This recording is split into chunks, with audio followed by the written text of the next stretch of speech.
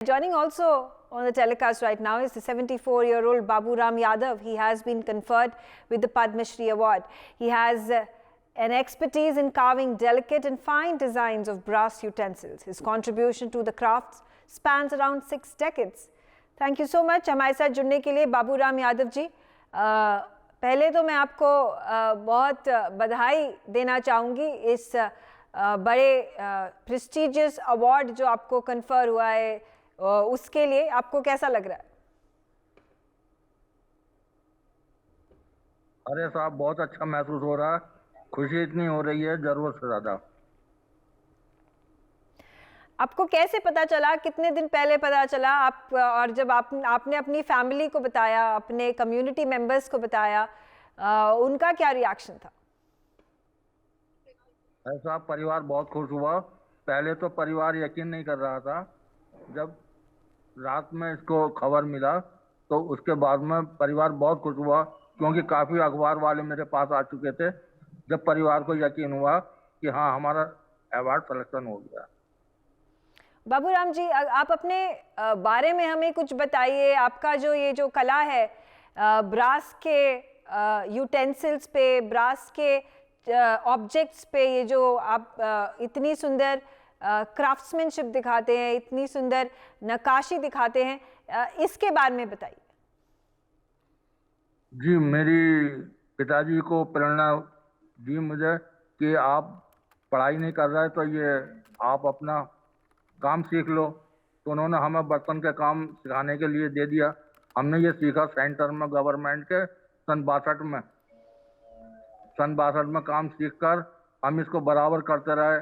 हमारे गुरुजी थे श्री अमर सिंह जी, उनके साथ काम करते रहे। हमने उनके साथ काम किया सन 75 तक। जब 75 तक काम करने के बाद में 10-12 साल हम फिर अपना काम शुरू किया। अपना काम शुरू करके हम आज तक ये बराबर काम करते रहे। हमको सन 85 में स्टेट अवार्ड मिला। सन 85 में स्टेट अवार्ड के बाद में हमने और मेहनत की तो हमें राष्ट्रीय अवार्ड पुरस्कार मिला। जब राष्ट्रीय पुरस्कार मिल गया तो हमने और जानकारी करी अपने अफसरों से, हैंडीक्राफ्ट के अफसरों से। तो उन्होंने कहा आप शिल्प गुरु के लिए अप्लाई करो। तो हमने शिल्प गुरु के लिए बनाना शुरू करा। फिर 8-10 साल में शिल्प गुरु मिल गया। फिर जब शिल्प गुरु मिल गया फिर हमने और पूछा तो कहने लगे जी पद्म श्री में अप्लाई कर दो, वो आपके लिए है। तो हमने फिर अब 9 साल हो रहे हैं हमको मिले हुए। सन 14 में मिला था हमें शिल्प गुरु।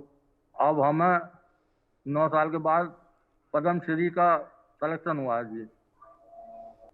जैसा कि आपने कहा कि आपने अपने गुरु के साथ 18 साल बिताए, जहाँ पे आपने ये सारी टेक्निक्स, शिल्पकारी सीखी। अगर आप उस समय के बारे में हमें बता सकते हैं, किस तरह की इंटेंस ट्रेनिंग की ज़रूरत है? उसके साथ क्या बताना साहब, साधारण परिवार था, अपने गुजारे लायक काम करते थे, होता रहता था। अब चलती रही गाड़ी। उसके बाद में फिर ये सोचा कि हम भी अपना कोई आइटम बनाकर बिजनेस करें। तो हमने ये कुछ आइटम बनाए, बिजनेस किया। दिल्ली सेंट्रल कॉटेज गवर्नमेंट का था, तो वहाँ पर हमने इसको बेचना शुरू करा। काफ़ी 10 साल तक हम इसको बेचते रहे। वहाँ यूपी एक्सपोर्ट कॉरपोरेशन बाबा खड़क सिंह मार्ग पर है, उसको बेचते रहे। काफ़ी अच्छा प्रोग्रेस मिला। अब तक उन लोगों के साथ में ही काम करते रहे और अच्छी प्रोग्रेस मिलती रही, जिससे कि अपना साधारण परिवार में गुजारा भत्ता होता रहा सर। ये जो आपका नक्काशी का काम है और जो ब्रास मेटल के ऊपर आप जो नक्काशी करते हैं, ये इस काम ने आपकी ज़िंदगी को कैसे बदल दिया? और आपको लगता है कि जो आपको सम्मान मिला है, ये नेशनल अवार्ड जो मिला है, नेशनल ऑनर मिला है पद्मश्री का, इससे आपकी क्राफ्ट को और सम्मान मिलेगा और लोगों में इसके बारे में और जागरूकता आएगी? ये खुशी है कि भारत सरकार हमको मान्यता देती है कि जैसे ODOP योगी जी का प्रोग्राम चलता है और सेंटर चलते हैं, उसमें सब प्रोग्रेस होती है और बहुत सारे काम में प्रोग्रेस होती है। शिल्पकार होने के नाते यही एक अच्छाई है और जगह जगह प्रोग्राम होते हैं, जैसे कि ये बाहर के प्रोग्राम होते हैं फॉरेन के। मैं सन 5 में मैं फ्रांस गया था, और उसके बाद में सन 5 के बाद में फिर 8 में मैं अल्जीरिया गया था।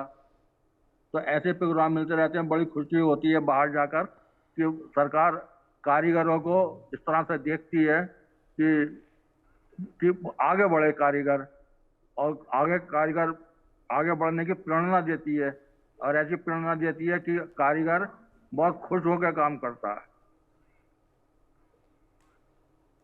अगर बात करें ये जो एक आर्ट फॉर्म है, ये जो क्राफ्ट आप फॉलो करते हैं, ये ज़्यादा लोग इसमें इंटरेस्टेड नहीं होते हैं, और ज़्यादा लोग इसको सीखना भी नहीं चाहते। और इस समय और उस टाइम पे आपने एक ट्रेनिंग सेंटर खोला। आपके आसपास जो कि यंग लोग थे, युवा पीढ़ी थी, उनको आपने ये आर्ट फॉर्म, ये क्राफ्ट फॉर्म सिखाया, जो कि अब ताकि आप इंश्योर कर सके कि इसका ये जो आपकी क्राफ्ट है ये आपके तक ही सीमित ना रह जाए, बल्कि हमारे फ्यूचर में भी इसको आगे बढ़ाया जाए। ये आपके पास इतना कितना रिस्पांस आया, कितने लोगों का रिस्पांस आया? मैंने भारत सरकार ने मेरे को ऐसी स्कीम बताई और दी उन्होंने करने के लिए कि आप जो बच्चे हैं जो काम नहीं करना चाह रहे जा रहे उनको काम सिखाइए। तो मैंने भारत सरकार को कहा कि साहब इनका वजीफा कुछ होना चाहिए, तो भारत सरकार ने उनका वजीफा रखा। वजीफा रखने के बाद में हम गुरु बनाया हमको भी उन्होंने पैसा दिया कि लो इनको काम सिखाने का पैसा, रॉ मटेरियल के लिए पैसा दिया, जो रॉ मटेरियल इसके अंदर लगता है वो भी हमने खरीदा। भारत सरकार इसके लिए हमारे लिए बहुत प्रोत्साहन करती है और बराबर करती रही है।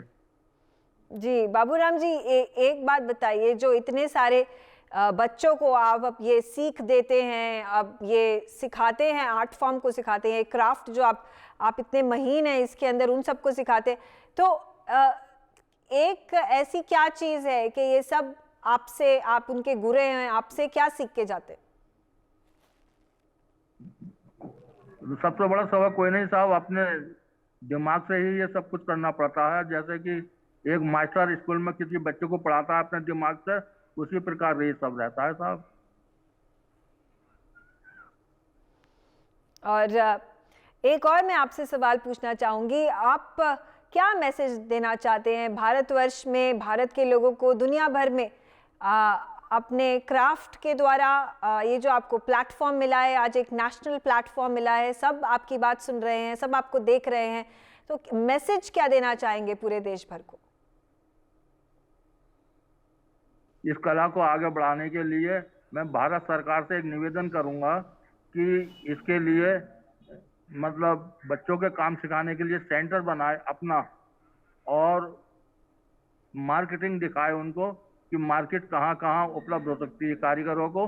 जब तक मार्केटिंग उपलब्ध नहीं होगी जब तक ये कारोबार आगे नहीं बढ़ सकता सर, क्योंकि कारीगर जो है बिना पढ़ा लिखा होता है और बिना पढ़ा लिखा ही कारीगर बन सकता है। इसलिए उसे ऐसी कोई बात मालूम नहीं होती जो बाहर का वो एक्सपोर्ट कर सके या वहां तक पहुंचा जा सके उसे। For more such videos, subscribe to the NewsX YouTube channel, hit the bell icon.